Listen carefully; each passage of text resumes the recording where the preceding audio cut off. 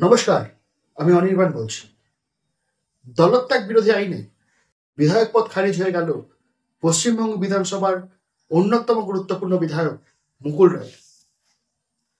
মুকুল রায় এ বাংলার রাজনীতিতে এক অন্যতম পরিচিত রাজনৈতিক নেতা, যিনি মমতা বন্দ্যোপাধ্যায়ের সাথে তৃণমূল কংগ্রেস গঠনে এক অত্যন্ত গুরুত্বপূর্ণ ভূমিকা নিয়েছিলেন এবং তারপর মমতা বন্দ্যোপাধ্যায়ের হাত ধরে এ বাংলার রাজনীতিতে অত্যন্ত সক্রিয় হয়ে থাকেন। একটা সময় পর তৃণমূল কংগ্রেসের সেকেন্ড ইন কমান্ড নামে পরিচিত হয়ে বা এ বাংলার রাজনৈতিক চাণক্য হিসাবে মুকুল রায় তার জনপ্রিয়তার শীর্ষে পৌঁছে যান। তিনি কেন্দ্রীয় মন্ত্রী হয়েছেন একাধিকবার।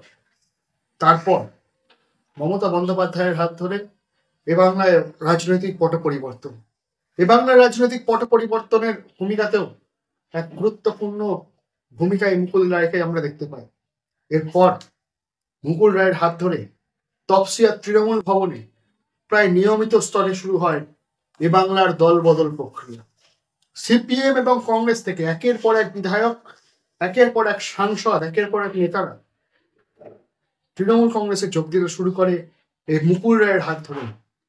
আর ভাগ্যের কি কঠিন পরিহাস, সেই মুকুল রায়কে আজকে দলত্যাগ বিরোধী আইনে বিধায়ক পদ থেকে খারিজ করে দিল কলকাতা হাইকোর্ট। মুকুল রায় তার কাছে ইডি এবং সিবিআই হানা দেওয়ার পর সারদা মামলার পরবর্তী সময় তিনি বিজেপিতে চলে যান 2017 সালে। সেখানে গিয়ে তিনি তৃণমূল কংগ্রেসকেও ভেঙে তৃণমূল কংগ্রেসের একাধিক বিধায়ক এবং সাংসদকে বিজেপিতে নিয়ে চলে যান 2019 লোকসভা নির্বাচন এবং 2021 বিধানসভা নির্বাচনের সময়।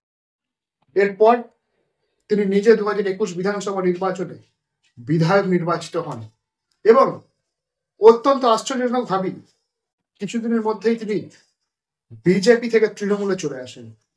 এরপর তাকে নিয়ে অনেক রাজনৈতিক জলখোলা হয়েছে। মুকুল রায়কে বিজেপি থেকে তৃণমূলে চলে আসা দেখে ভারতীয় জনতা পার্টির নেতৃত্বরা তারা মুকুল রায়ের বিরুদ্ধে দলত্যাগ বিরোধী আইনে কলকাতা হাইকোর্টে মামলা করেন এবং সেই মামলার রায় আজ মুকুল রায়ের বিধায়ক পদ চলে। কিন্তু যে ভারতীয় জনতা পার্টির নেতারা এই মুকুল রায়ের দলত্যাগ নিয়ে, এই মুকুল রায়ের দলত্যাগের জন্য কলকাতা হাইকোর্টে মামলা করেছিলেন, তারা কি শুধুমাত্র মুকুল রায়ের জন্য এটা সীমাবদ্ধ রেখেছেন? যে বিরোধী দলনেতা শুভেন্দু অধিকারী আজকে বড় বড় কথা বলছেন, সেই শুভেন্দু অধিকারীর বাবা শিশির অধিকারী এবং ভাই দিব্যেন্দু অধিকারী 2019 সালে তৃণমূল কংগ্রেসের হয়ে সাংসদ নির্বাচিত হয়েও তারপর 2024 সাল পর্যন্ত তৃণমূল কংগ্রেস না থেকে বিজেপিতে চলে গেল। তাদের সাংসদের মেয়াদকালের মধ্যে তারা কিন্তু তৃণমূল ত্যাগ করেন। বা এ বাংলায় এই শুভেন্দু অধিকারী, এই মুকুল রায়দের হাত ধরে সে সময় একের পর এক বিজেপিতে তৃণমূল কংগ্রেসের বিধায়কেরা, সাংসদেরা যোগ দিয়েছেন।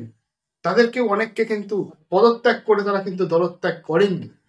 এছাড়াও বিভিন্ন রাজ্যে, গোয়া, মিজোরাম, এছাড়াও আরো বেশ কয়েকটি রাজ্যে যেখানে ভারতীয় জনতা পার্টি বিভিন্ন অন্যান্য অরাজনৈতিক দলের সরকারকে সম্পূর্ণ নিজেদের দলে কনভার্ট করে নিয়ে সরকার বদলে ফেলেছে, সেখানেও কিন্তু তাদের মনে এই দলত্যাগের কথা মনে আসেনি, সংবিধানের কথা মনে আসেনি।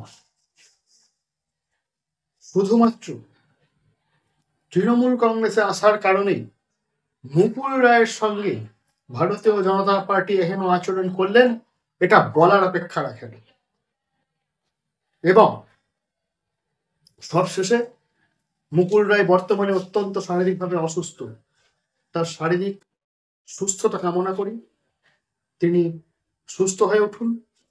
আগামী রাজনীতিতে ফিরতে পারবেন কিনা তিনি জানি না, তবে ধর্মের কল বাতাসে নড়ে বলে একটা কথা আছে। যে মুকুল রায়ের হাত ধরে একের পর এক বিরোধী রাজনৈতিক দল তাদের বিধায়ক এবং সাংসদদেরকে নিজের দলে রাখতে পারেনি, যে মুকুল রায়ের হাত ধরে তৃণমূল কংগ্রেস এবং ভারতীয় জনতা পার্টি নিয়মিত স্তরে দল থেকে ভেঙে বিধায়ক এবং সাংসদকে নিয়েছে, সেই মুকুল রায়কে দিয়েই দল বিরোধী আইন এ বাংলায় শুরু হলো।